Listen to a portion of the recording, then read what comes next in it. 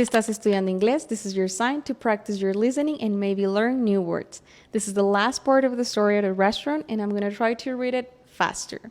About 5 minutes later, he returned carrying a tall glass. The drink looked beautiful. It had crushed ice, fresh mint leaves, a slice of lime, and a colorful straw. I took my first sip. It was sweet, slightly sour, and incredibly refreshing.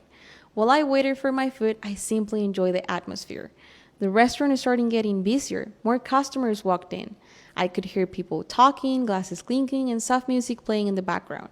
The open kitchen was visible from my table, so I watched the chefs preparing steaks on the grill. Every time they placed a steak over the fire, I could hear it sizzling. The smell made me even hungrier. About 20 minutes later, my waiter appeared carrying a large plate.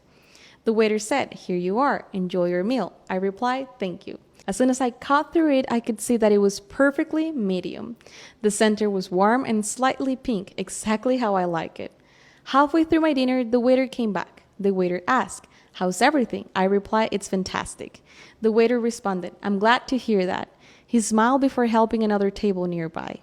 I finished almost everything on my plate. The portions were much larger than I expected. By the end of the meal, I was completely full. When the waiter returned, he asked, "Will you like to see the dessert menu?" I laughed and said, "I wish I could, but I'm too full." The waiter replied, "No problem." And then I said, "Could I get the check, please?" The waiter answered, "Of course." A few minutes later, he brought the bill. I paid with my card, left a tip, thanked him again, and walked outside. As I was driving home, I realized how much I had enjoyed the experience.